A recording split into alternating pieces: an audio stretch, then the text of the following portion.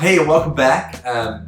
This is our final video on Philippians 2:12 through 18, and we want to talk about how we can use it to change our lives. Now remember, whenever we talk in our doing videos, we look at three things, the three things that make up who we are: our heads, our hearts, and our hands, right? The way we think, our mind, our hearts, our affections towards things, what we love, what we hate, and then our hands, like our tangible actions, what we do with those kind of things. For this video right now and in this passage, I want to focus on our heads and our hands.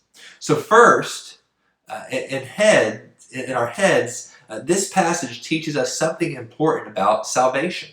It is both now and not yet.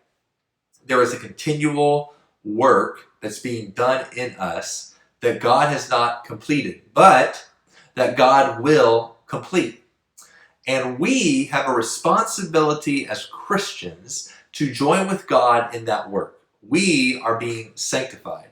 We are growing in righteousness. And we explained more about that in our last video. But this is an important doctrinal belief to our understanding of what salvation is. Salvation is not just a moment of belief, but a lifetime of growing in Christ's likeness through personal sacrifice. So that leads us to our hands, what we do. And it starts with our inward attitude. So what can we put into immediate practice? Well, I think it really, right there with that verse, talks about grumbling and disputing. All right?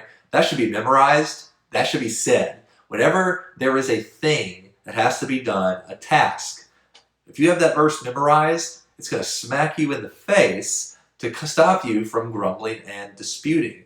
Suddenly you'll find, oh, I have a better attitude with this. Suddenly you find that when you have a better attitude with that, you're actually shining as a light as you're commanded to do in the Bible. It starts right there with something as simple as that, to be looking more and more like Christ. So you have to ask yourself, is there something that I have to do that I'm kind of constantly grumbling and disputing about?